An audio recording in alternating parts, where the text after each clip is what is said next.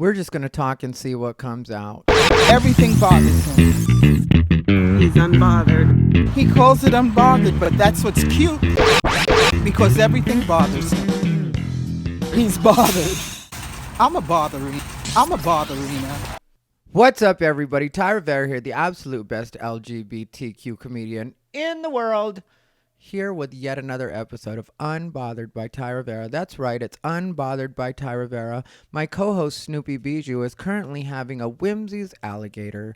Whimsy's Alligator is the never-to-be sponsor of Unbothered by Thai Rivera, but we still give them a shout-out, and we still put our Amazon affiliates link for Whimsy's Alligators down below in the description box. If you need anything from Amazon, click that link. Get to shopping. Maybe I'll get a little bit of cheat day money. Who knows? I've been having a lot of cheat days lately, but I feel good, and I haven't gotten to a weight that I don't like, which we all know I have body issues. So let's just be happy that I seem to be beating that one. I seem to be just being cool about what it is I am, where it is I am. Life is good. I'm going to be honest about that, but I also want to talk about a couple of things just because there are certain things that, like, I try to stay positive. You know, I don't let too many things get to me, especially over the last 6 months, 8 months.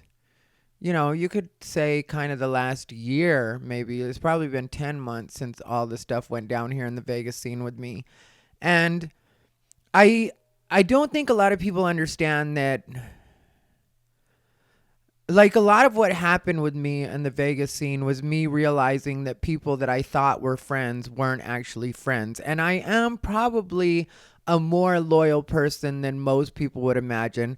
And I do have a different standard of friendship, and also a different standard of friendship that I offer in return.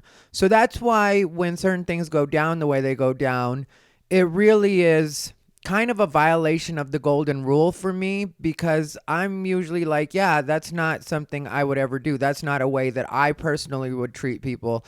So I don't expect people to treat me that way. You know, like when, let me make sure that's straight. Which we'll talk about my piercings later, but, which I don't,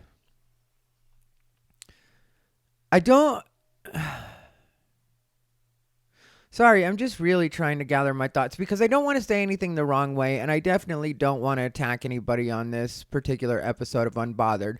I know some people will look at certain things I say as an attack, and I've come to accept that no matter what I say, it's just not going to be right. But when I was, you know, when I had my whole situation with the trick situation and him trying to take one of my jokes, and I've been over that enough times, and I don't think it's something I have to talk about anymore, but I'll put the link up here if you guys want to check out that episode and see kind of where this all started, because that really was where this all started to go downhill as far as my relationship with the Las Vegas comedy scene, or certain people on the Las Vegas comedy scene. And I know some people got mad because I do have a particular way that I look at things. Because the thing is, there's only so much you can take away from me because I am a very talented person. And that's not something I say that because I'm full of myself. It's something I say because I'm with me all the time and I know what it is I do. Everybody else knows what it is I do too. That's why people will say, like, you know, unfair things about me. But two things nobody ever says about me. People don't say I'm a liar, and people don't say that I'm not talented. Usually it goes, Ty is funny, but, you know, he might have been right in what he said, but, because everybody thinks that I'm supposed to be nicer in the way that I say things. No matter what it is, I'm always supposed to be nicer about the way that I say it. No matter what you do to me, I'm always supposed to be the one that takes the high road. And in a sense, I do actually take the high road. That's what a lot of people don't pay attention to, is that, like, in times that I've been vilified, I haven't necessarily been the one that's been in the wrong. So when I had my birthday the other night, which was really great. Butch gotta go to bed, guys. Butch gotta go to bed. He's gotta go home. He's gotta watch his NCIS. So we're gonna get this out of the way right the hell now. Right the hell now. Guys, I'm very honored to know this man up here on this stage with me right now. This man is Thai Rivera. on today, we're still gonna sing the song, bitches. We're still gonna sing the song. So guys, on 3, let's sing Ty a nice, hearty, happy birthday. You all know the words, right? Unless you're a Russian spy. Wait, So. I want Ty. Anyone here? We are all excluded from Unbothered episodes. Make sure you sign the guest book. Right. Make sure you sign the guest book, everyone. I was here, Ty. I was here. That's right. That's right. I got no job. Oh boy. All right, guys, on 3. 1, 2, 3. Happy birthday to you. Happy birthday to you. Happy birthday, Thai Rivera. Happy birthday to you. Throw your candles out, guys. Woo! That's right.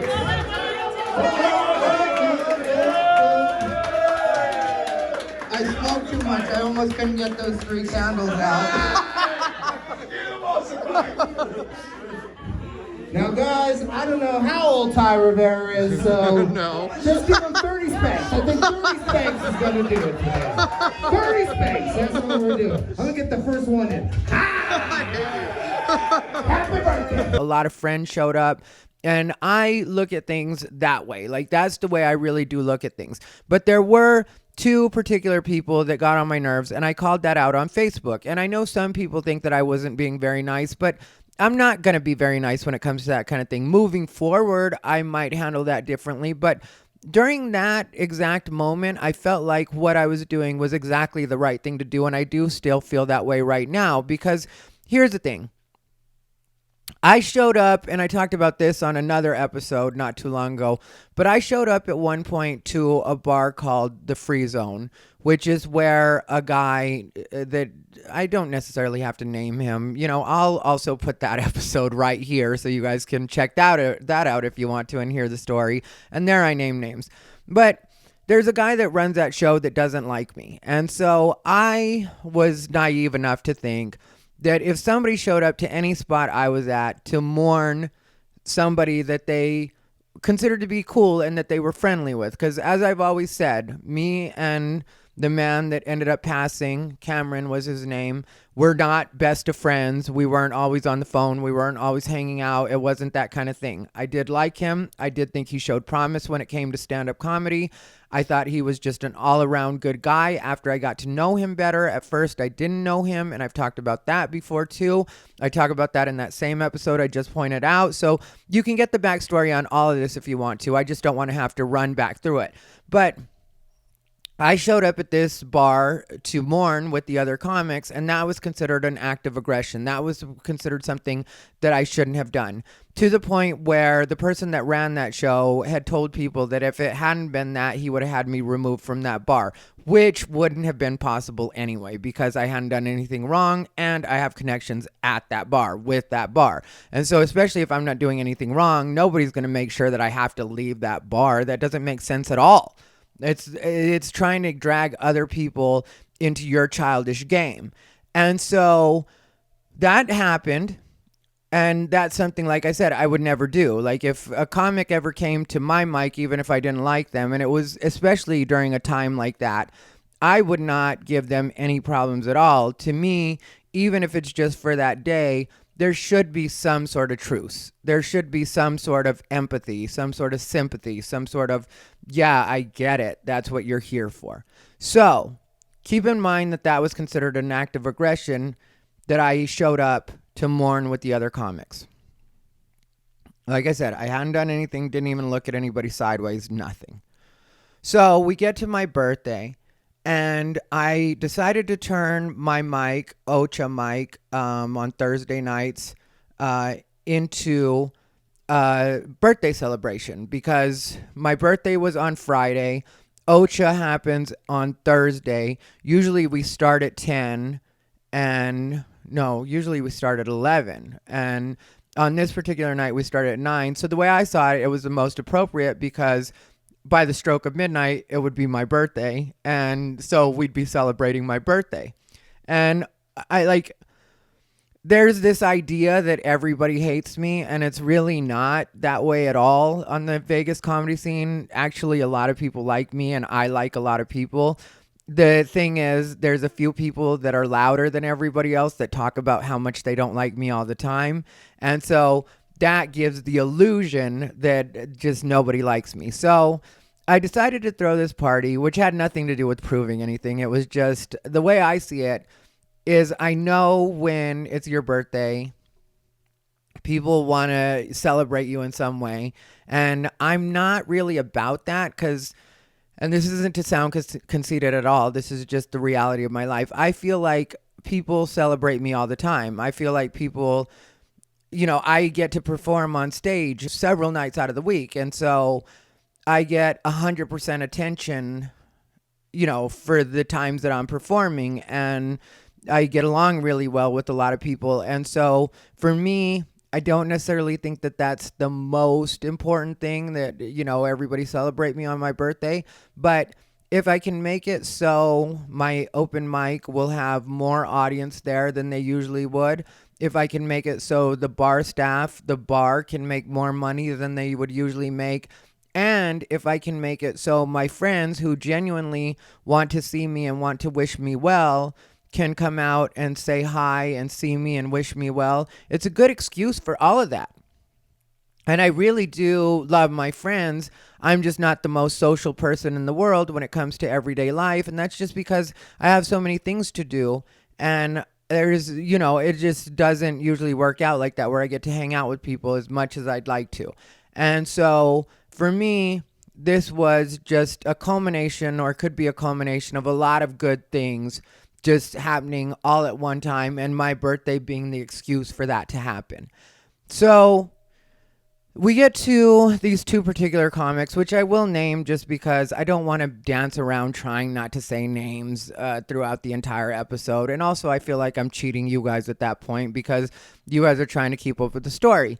So there's one comic named Gabe Choir, another comic by the name of Tanner Tuttle.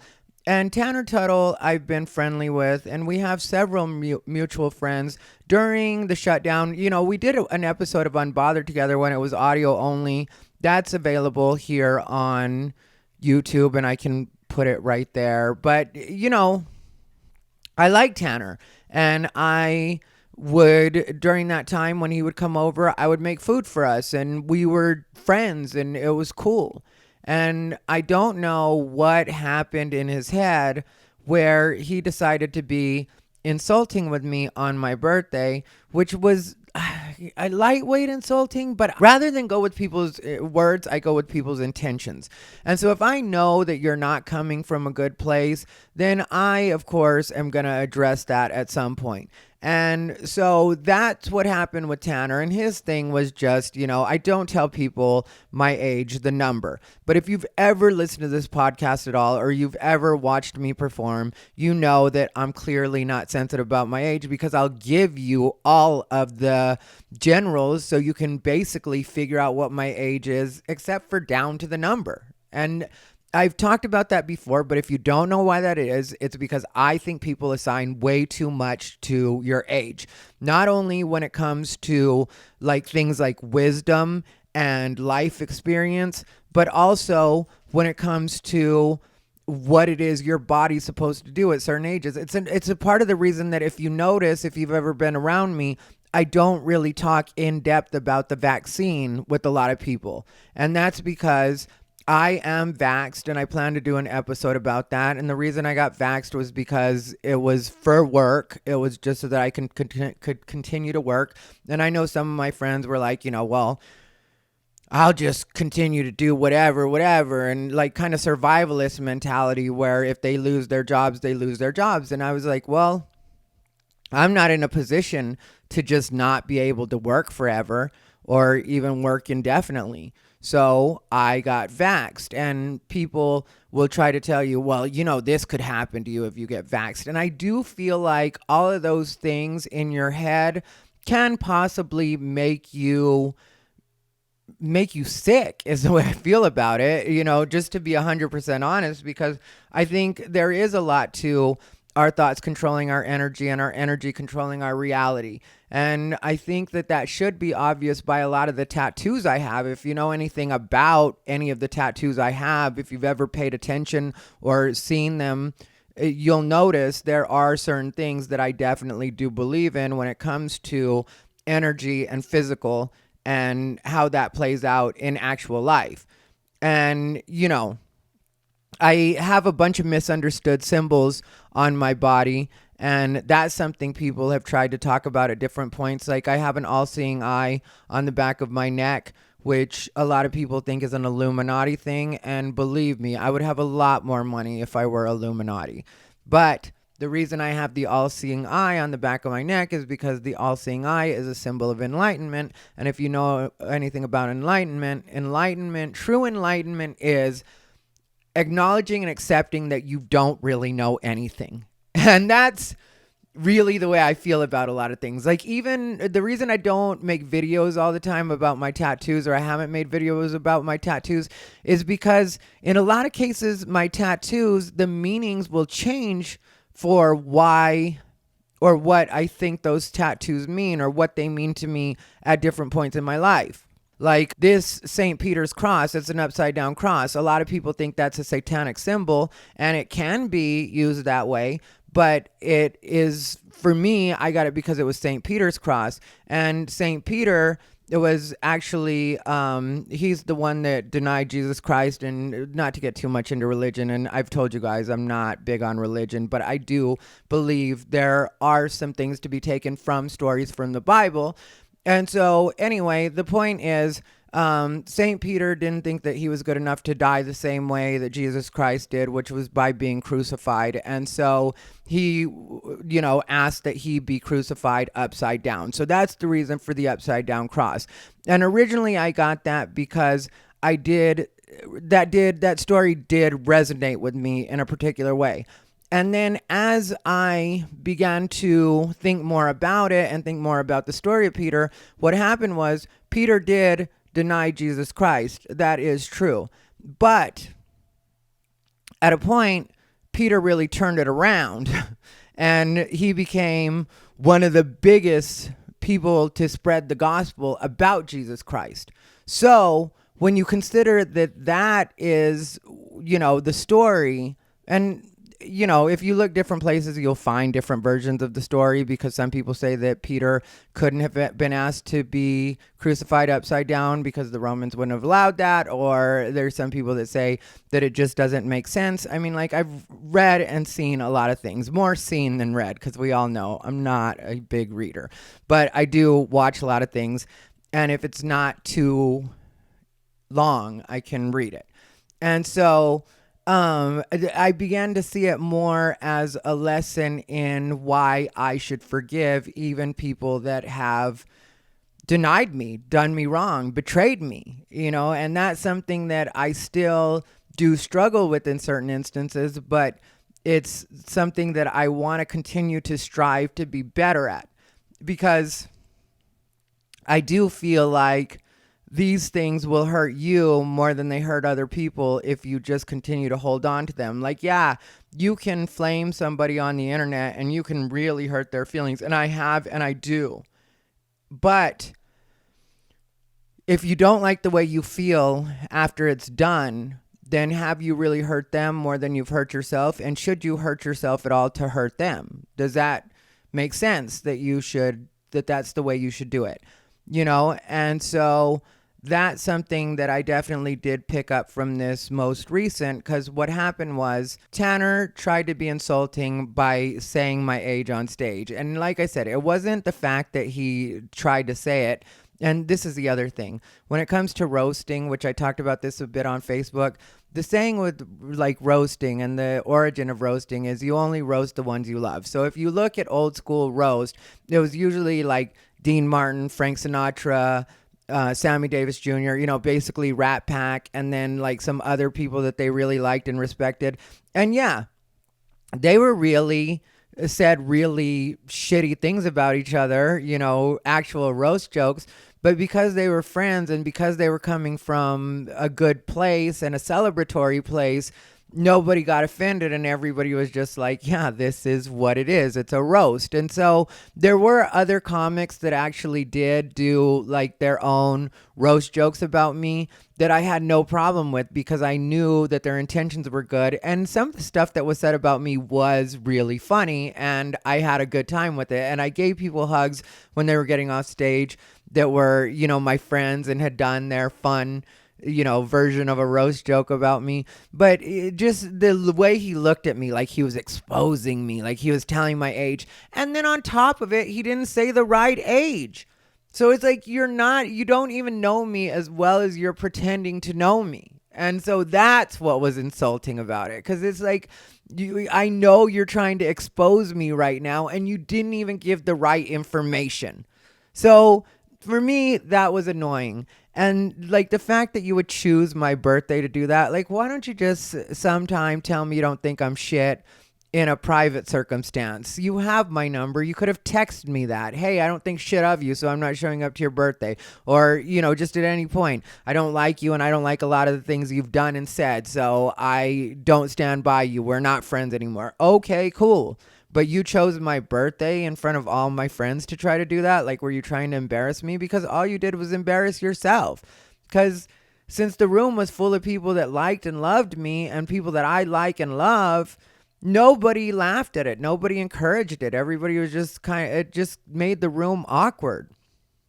So why would you show up to my birthday to just shit on me or try to shit on me and make the room awkward? That's something I would never do. For as much as people talk about what a terrible person I am, I would never show up to somebody's joyous event and try to kill the vibe or in any way insult the person that was being honored on that particular night.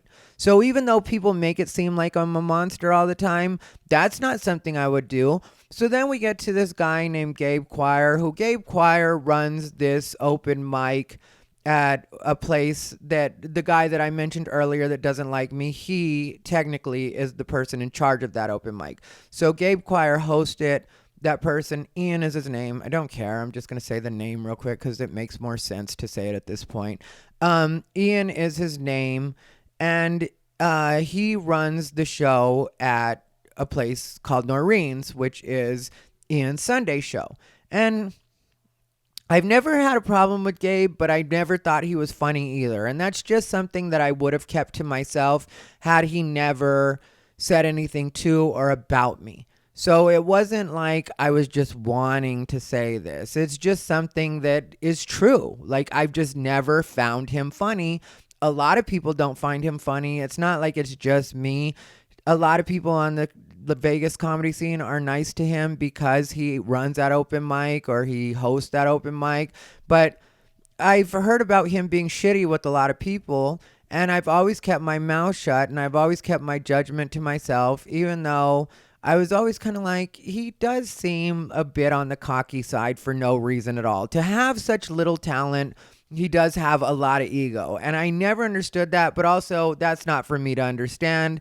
And I didn't think it was the kind of thing that I really had to wrap my mind around. It's not something I paid attention to. There was one night I had to ask him to be quiet at the open mic at Wise Guys.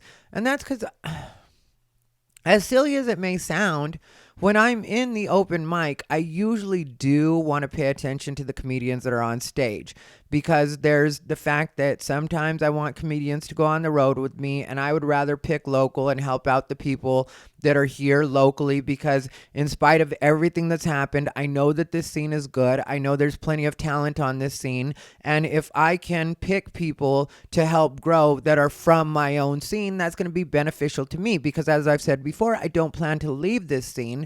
And I do want to not only be able to help the people that are really trying to get better, I also do want to work towards building a sense of community here in the Las Vegas comedy scene. Like, I do want people to feel like we have each other's backs. And yeah, there will be certain disagreements, certain arguments between different people. Hopefully, I'm involved in that less and less, and that's already started to happen. So it's not really a hopefully, it's just I'm going to be involved in that kind of stuff less and less, because the more that I cut people off and the more I establish boundaries, which may hurt certain people's feelings, that I do establish these boundaries, and in the way that I establish them, the less I get fucked with. And sorry to use that language, but we all know how I talk.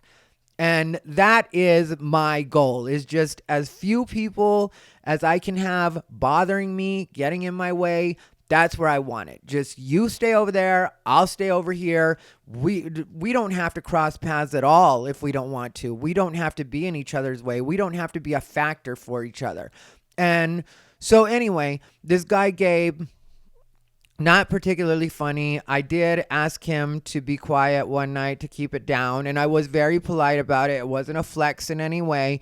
It was just me politely asking him and another comedian to please keep it down because they were being loud, and they were talking loud enough. And I plan to talk about this on a Comedy Tip Tuesday, but if the audience sees the comedians disrespecting the show and talking in the back of the room, then audiences feel like it's okay for them to start talking too. And then you end up with a situation where the comic on stage is getting paid no respect at all, and everybody's taking time out of their day to show up at this open mic to do 3 minutes. You get 3 timed minutes, and it's the same for everybody, except for sometimes there'll be a couple headliners there. I've been, the headliner before, but a lot of times I go to that mic to work things out in a different way or to try some new stuff. So 3 minutes is all I need. So I'm not feeling like, when I go in, it's like, why don't they give me extra time? No, I'm fine with it the way it is. I'm fine to do. I just did the 3 minutes tonight, as a matter of fact, which, by the way, thank you to Cindy for making this shirt for me, having this shirt made for me.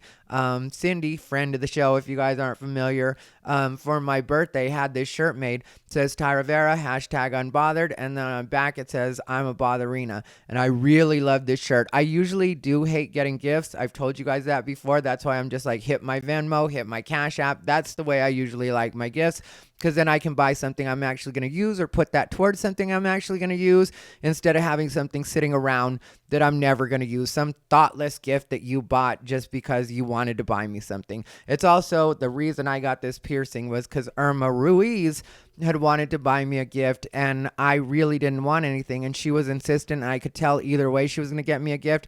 She asked me who I go to for tattoos and said she wanted to get a tattoo, which I didn't even think anything about.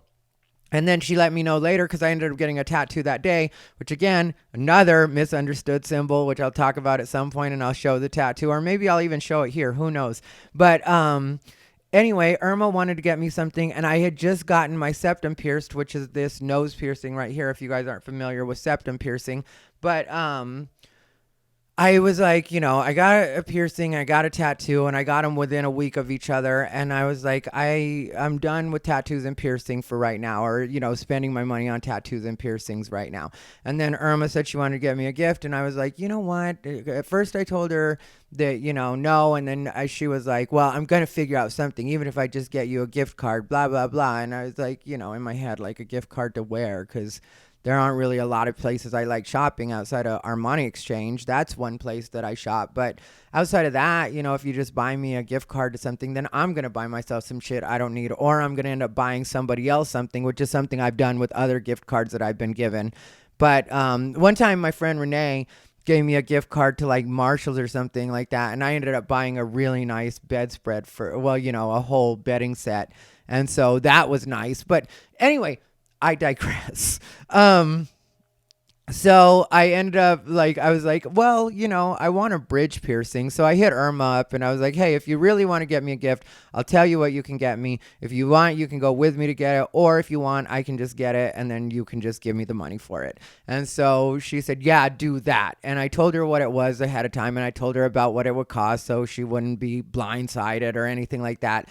And so I ended up getting my bridge pierced, which was something, like I said, I wanted anyway, but I was just like, I'm done. It ended up not being a mistake at all, but healing so many things at the same time is fucking exhausting. And I'm going to be honest about that, because I've got a septum piercing that I'm healing. I've got a bridge piercing I'm healing. And then I had a tattoo that I'm healing, which the tattoo is almost fully healed now, but it's on my thigh, which is a hard place to kind of heal them because your pants rub against that or your shorts rub against that. And I have been spending as much time as possible without pants on, which not in a creepy way, but just here at home with beige, and like I said, it's almost completely healed, and it's healing really well. So it's not like I've done a bad job of it. But anyway, so So that's the thing, and so this guy Gabe, right, he goes up and he like doesn't even make a good joke of it. He's just like, I heard we're here to celebrate, or everybody's going to be celebrating the best gay comic in the world.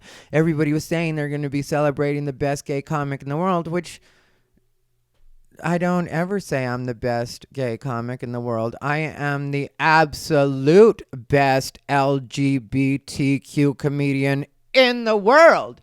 So if you want to make that kind of joke, then say it the right way each time, because a joke like that relies on wording.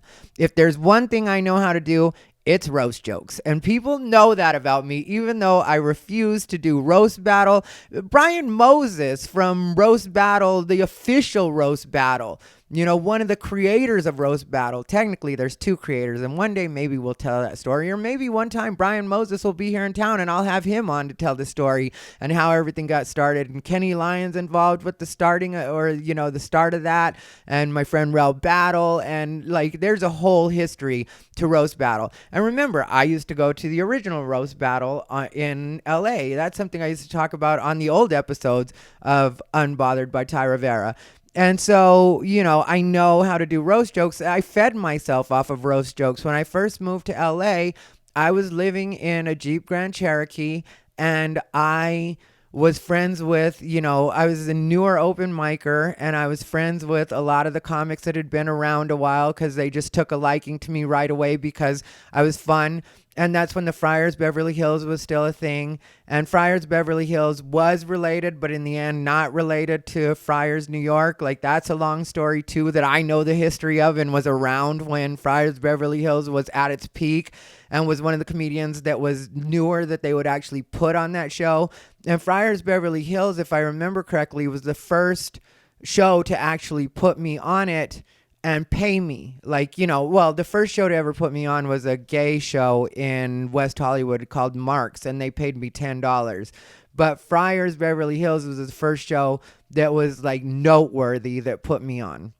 And I didn't even cash the check. It was like $50, and I could have used that $50, but I felt like the check was more important, just having it for posterity. And so the check's saved somewhere in a photo album that I don't know where it's at, but it's saved and it's safe and it's good. And but yeah, so since I knew the older comics, or the more seasoned comics, I should say, not necessarily older but more seasoned comics, and even though I was new to town, since I was at Friars Beverly Hills all the time because it was just a great show, that's back when, this is early 2000s, and Brian Callen was just really coming up, and Brett Ernst was coming up, but already kind of a big deal, had already done Comedy Central a couple of times, and just like every good comic you can think of, Ian Bagg, like, all of the good comics that were like truly up and coming at that time would do Friars Beverly Hills. And of course they were getting paid more and in higher positions than I was at that time, because like I said, I was new.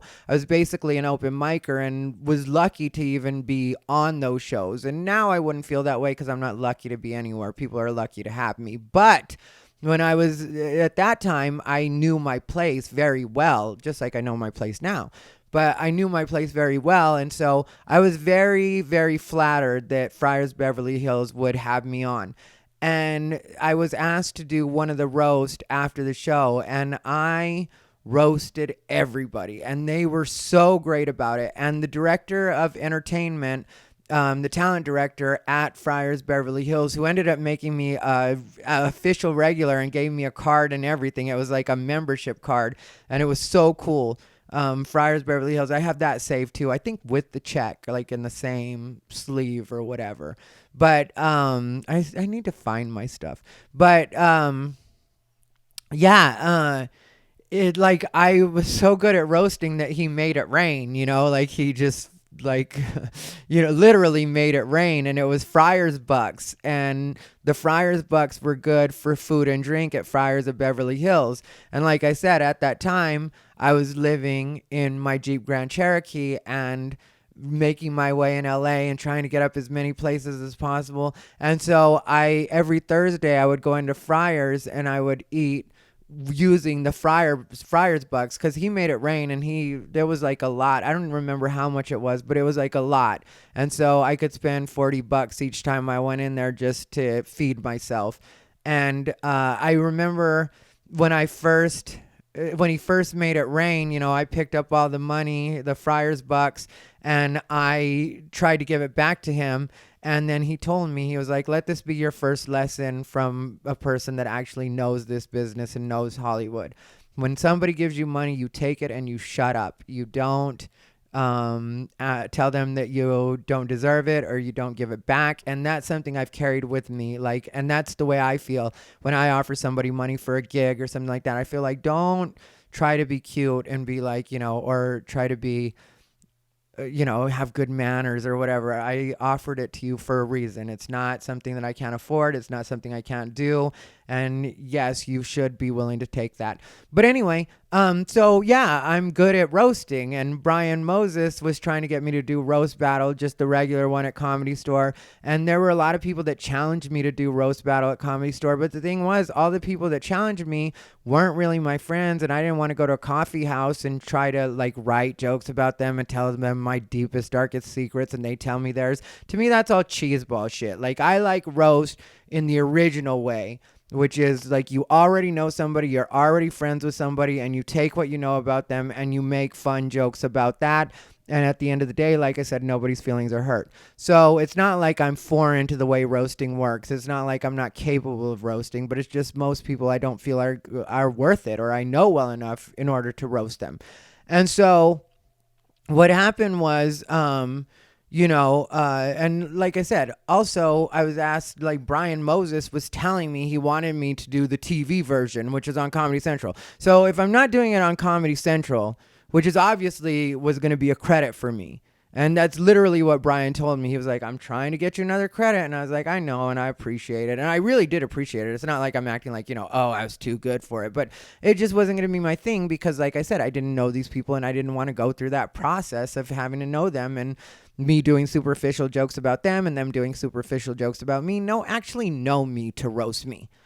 And so, so what happened was Gabe did some joke about when it came to LGBT or the best gay comic, best gay comic. We're here to celebrate the best gay comic. And I was like, wow, Tim Dillon's going to be here in this fucking goofy, ridiculous delivery, which, girl, get a hold of yourself. Even I acknowledge Tim Dillon's greatness. Tim Dillon is fucking amazing, and he's a goddamn king. And that's what it is. And that's the way I feel about Tim Dillon. And that's the way, I've talked about how great Tim Dillon is before. But here's the thing. Me and Tim Dillon are actual friends. And Tim Dillon thinks I'm great, too. That's why he's put me on his podcast twice. He doesn't usually have guests on his podcast. He's had me twice on his podcast. He gives me social media shout outs. He had me work for him at Stand Up Live the last time he was there, which was just him hooking me up.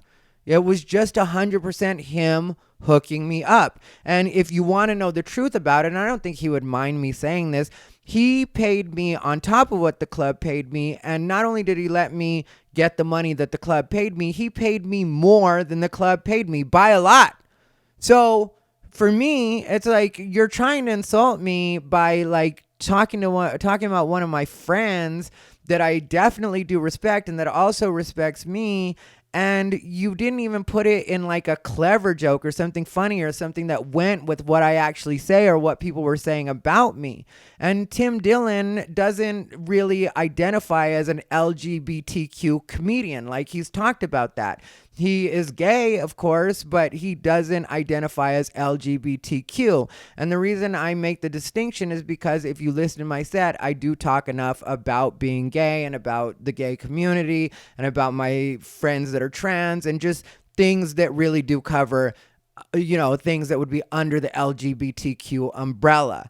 And if you really want to know why I ended up going with the absolute best LGBTQ comedian in the world, it was because originally all my marketing was geared towards being America's favorite fag. And then, and I even have the domain. If you go to americasfavoritefag.com, it'll take you to my website. And, but then social media made that so that was hate speech and you weren't allowed to say it. So it completely ruined my marketing. So one day I was riffing and trying to think of what I was going to be, how I was going to, announce myself. Cause you do have to have like your catchphrase or, the way you identify on your YouTube channel. And when I was riffing and just trying to come up with it, that's when I came up with the absolute best LGBTQ comedian in the world. And so, keep up with the marketing, keep up with the theme if you're going to do that. And if you just want to tell me that you don't think I'm shit, you don't have to show up to my birthday to tell me you don't think I'm shit. If you think Tim Dillon's a better comedian, I'm fine with that. That doesn't bother me at all. Comedy is subjective and different people like different things. And different people consider other people to be their favorite comedian. Like there's people that like Richard Pryor. There's other people that like George Carlin. There's people that like Dave Chappelle. There's other people that like Bill Burr. There's people that think that either one of those names or any one of those names is better than the rest of the others. And all of that's okay. And all of that's good. And nothing's insulting about that. And so like for that to be a roast joke to me doesn't really hold water or make sense as a roast joke. It's not particularly funny. It's not like you went out of your way to come up with a punchline or do anything clever. It was just you letting me know that you think Tim Dillon's a better comedian, which like I said, I don't have a problem with that even a little bit. It's again your intention and the way you said it, like it was going to be so insulting, and like the whole audience was just sitting there like he bombed for his entire set, and he bombed that part of his set too. And so it's like, not at least if the audience had laughed, then I could have been like, oh, yeah, well that but everybody took it the same way I did. It was like, who the fuck does this kid think he is? Like you've been bombing your whole set and then you're going to try to save yourself by roasting me. And so I called them out both publicly on Facebook and said that somebody should tell them that they should learn regular comedy before they try to roast people that are above their pay grade. And that's really the way I feel about it. You're not on my level. You're not my peers. You're supposed to be roasted by your peers. You don't get roasted by people that you shit on. I mean, like I shit on any one of them any night of the week if they perform with me. I dare either one of them to follow me. It just wouldn't be good for either of them. And they both know that. But for some reason, even though I've been cool with both of them, to the point where, and I mentioned this on Facebook too, when I saw them, I know that they probably have feelings about me or whatever. Like that's something I knew, even though me and Tanner were cool, I know that he, harbors some kind of, cause with Tanner, I really know it is the kind of thing that he's envious of the fact that I get so much respect, even though supposedly nobody likes me. And I've said so many unpopular things. And I know there's a lot of people that bothers them. They are bothered by the fact that I still get a lot of respect and I still have people being really cool with me, even though I have said some really unpopular things about some people that are pretty popular on the scene. But I'm a grown man. I've been doing this for 19 years and I have a right to have some opinions, especially with people that I've interacted with personally. If you've tried to steal my joke and I say something about you that isn't the most pleasant, or I said something about you that wasn't the most pleasant at the time, maybe you shouldn't have tried to steal my joke, and nobody should be standing up for that anyway. I don't care if you don't turn on the person. I don't care if you don't take my side. But at the same time, you shouldn't vilify me for like trying to make sure that somebody doesn't do something that we've all agreed you're not supposed to do anyway. You're not supposed to take people's jokes. When it came to his friends, they weren't supposed to try to gaslight me into thinking that that wasn't my joke. It's like everybody knows that's my joke.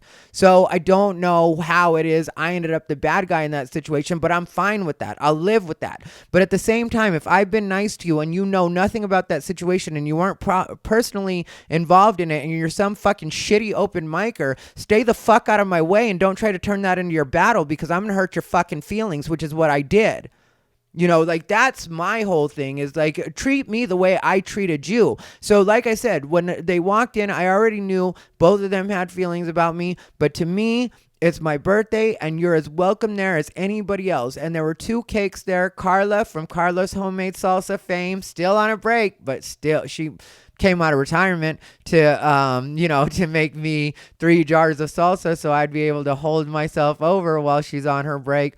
Maybe we'll see. It might be like Groundhog's Day. You know what I mean? I might finish that salsa, and there might be more time for Carla not doing Carla's homemade salsa, and then I'll just have to get some on the sneak and not tell you guys about it. But maybe I'll finish those 3 jars, and she'll be like, you know what? I'm ready to get back in, and then she'll be my sponsor again, which, I still will give I still will give Carla's Homemade Salsa shout outs because I do absolutely love that salsa, even though I have to eat less of it, but I still been eating it.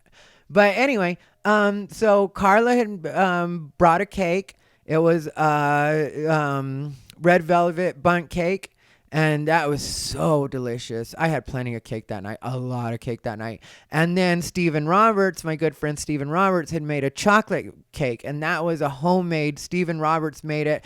And it was so good and so sweet. And like, next year, I'm going to have him make me that cake again if he's not working or too busy, because Stephen Roberts is getting busier and busier all the time, and I love Stephen Roberts. And so they made me cake, and I, had offered a lot of people cake, but with Tanner and Gabe specifically, because I wanted to make sure that they knew, I don't care what your feelings are about me or anything like that. You are welcomed at my party. I wanted to personally make sure that they knew, and this was before they went on stage or anything.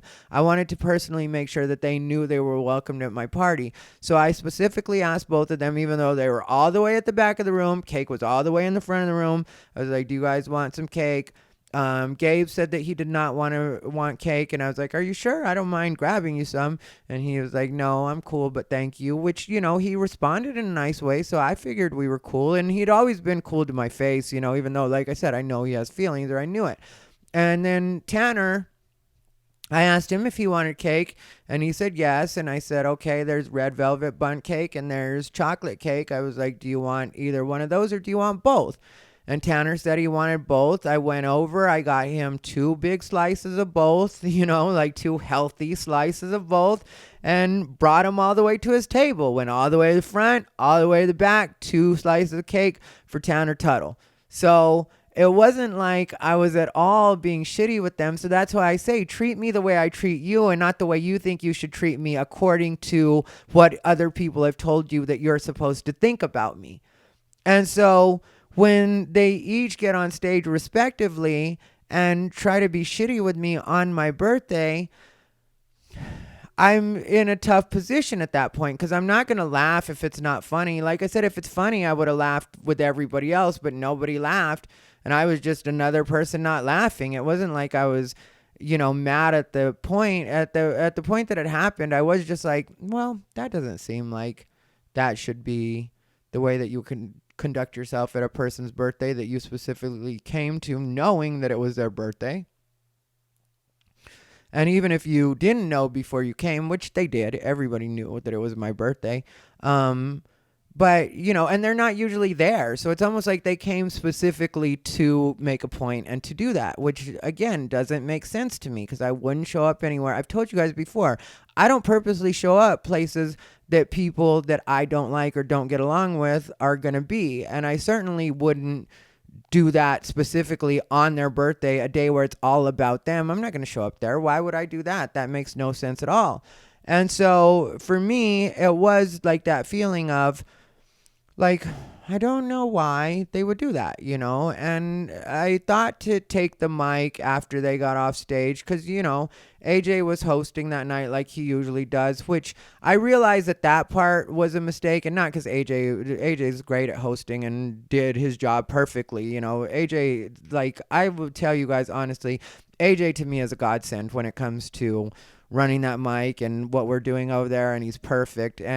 But I feel like I should have at least hosted the first half just so my people could have seen me on stage a lot more, and then I could have brought people up personally and live and learn. That's what I'll do next year. So it's not like something I truly regret, but at the same time, if I could do a do-over, that's one thing I would do.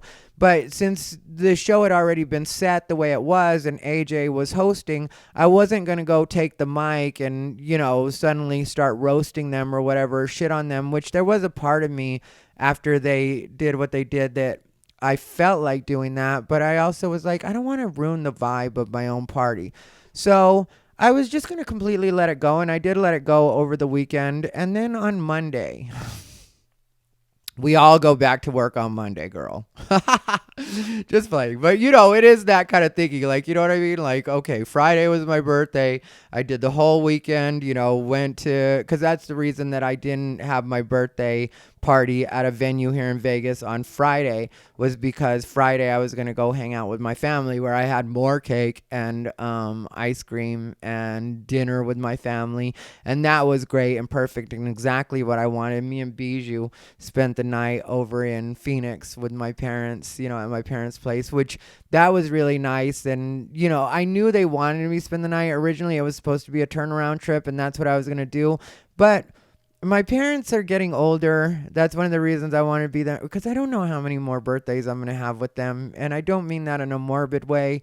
And I'm going to do my best not to completely fall apart when that happens. But my parents, I've talked to you guys about before, they really are my best friends. And so there's nobody that I want to be with more on my actual birthday than my parents. Sometimes that's not possible, and sometimes in the future it might not be possible.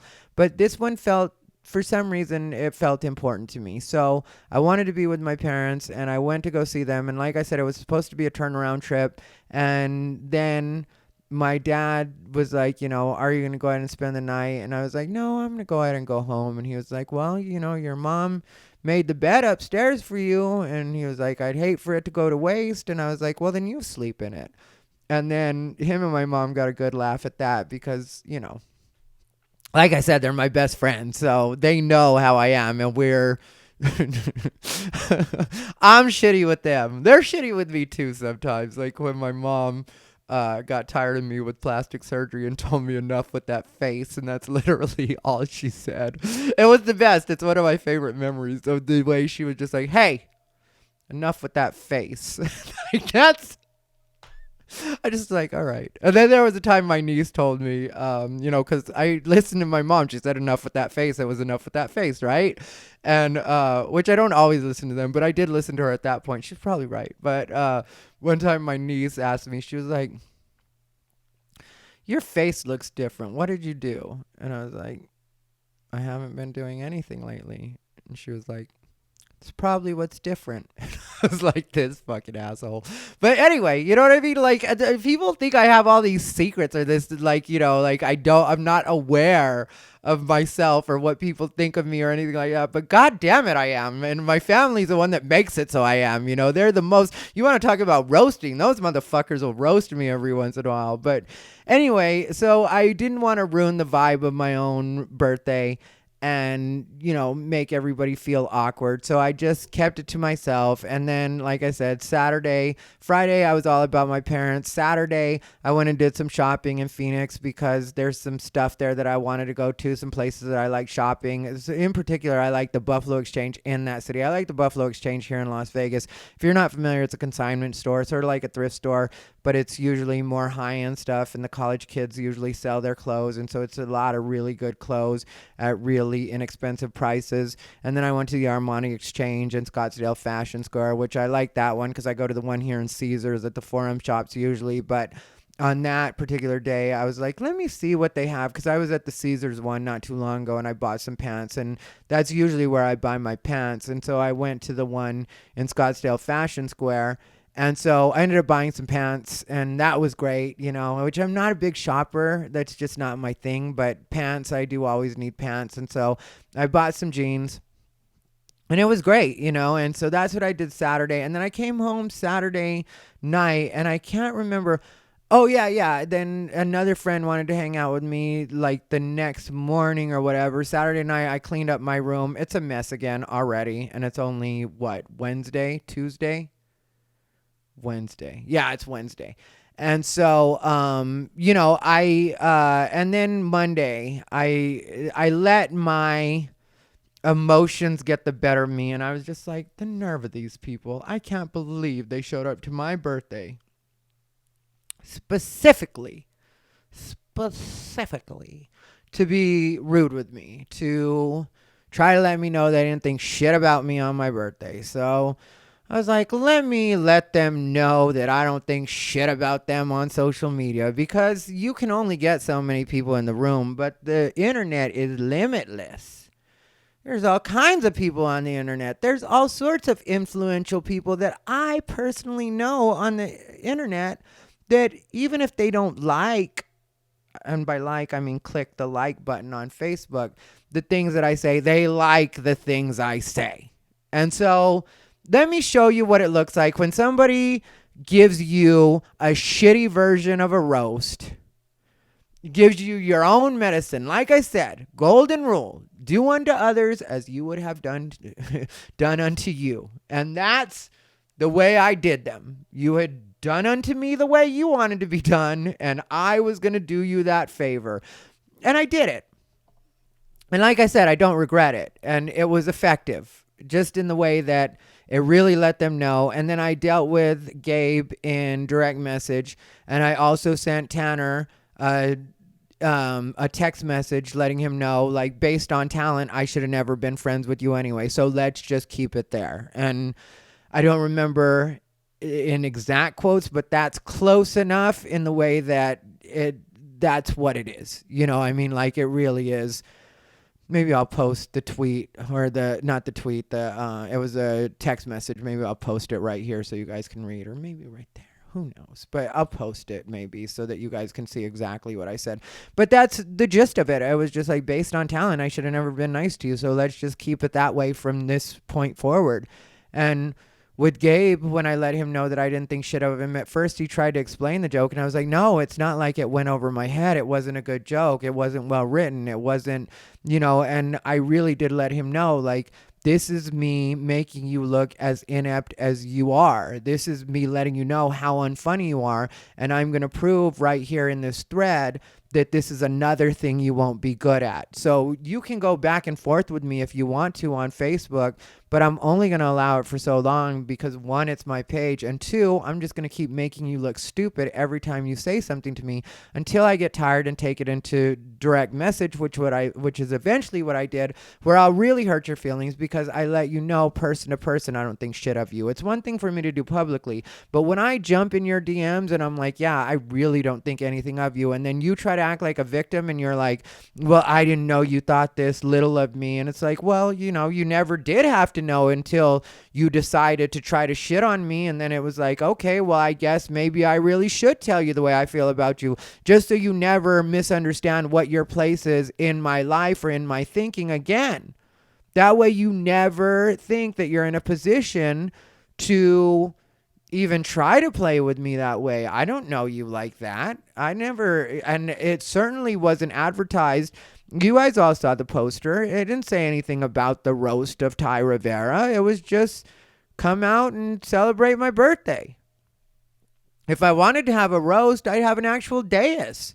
I'd have, comics that I respect on the dais. I mean, like, and when I say comics that I respect, it doesn't even have to be big names. There's comics that I would choose that are on this scene that some people would consider either open micer or newer comic that I just like and respect, and I would, think that they'd be able to write some good roast jokes, especially with, I would give you time, I'd let you know ahead of time, hey, we're going to do the roast of Thai Rivera. I would be honored if you would be on my dais. And I would write jokes about them probably in the moment, because that's the way I've done it any other time I've done a roast. Like I said, I've done enough of them. It's just, like I said, people I like, people I'm friends with, and other friends were on the dais. And so, on the dais. But, yeah. So, I mean, like, it's not something I'm opposed to, and I have a sense of humor about myself, but just like come from a good place. Like, even if, even if a comic had done a joke that bombed about me, but I knew that they were really trying their best to give me a good roast joke, and because you can flub them. Like, that's the thing about roast jokes. You have one chance, it's a one shot deal. You got to either stick it or you don't. You either stick the landing or you fall on your ass. And if you were coming from a good place and you fell on your ass, I still would be cool about it. I would be like, yeah, you're my actual friend. I would, stand up and applaud you and give you a hug on your way out, or on your way off stage.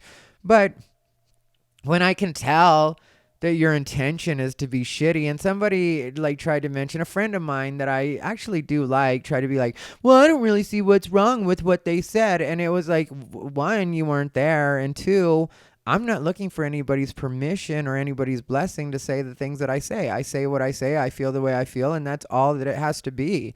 I don't need a second opinion on this. I don't need a second opinion as a grown man to go to other people and be like, do you think I should feel this way? No, I'll tell you how I fucking feel. I'm good at that part. Like, I know what I feel inside. I know what I noticed in the room, and talking to other people, and even the responses I got from Gabe Choir, because Tanner did not respond at all, which I'm fine with. I'm fine with the fact that I just sent him that message and he just got to read the way I feel, and there was no rebuttal or anything. I would imagine, because Tanner, like I said, we used to be friends, and Tanner was raised well, and I think he knows that that was a classless thing to do. Even if his intentions, he would say, were something different than I thought they were, I think he knows that that's a classless thing to do, or it was a classless thing to do, especially, like I said, as nice as I've been to him, because with Tanner, I've tried to offer him advice in comedy so that he can get better, because he's just not good at stand-up. He's just not. And I told him one of the reasons I didn't think he was good, well, I didn't say it like that, but I was like, I told him a way that he could improve his stand-up, and it really was coming from a good place, because I wanted him to get better, because he wanted to go on the road with me. And right now, Tanner on the road with me, well, now permanently it's like Tanner on the road with me is a hard no. Not going to insult me and then I take you on the road. That builds low self-esteem when you hang out with people that don't actually like you and respect you. I've said that before, I don't have friends that bag on me or like try to be shitty with me in any way. That's not the kind of friends that I have. Friendship is about uplifting, which that's something I 100% stand behind.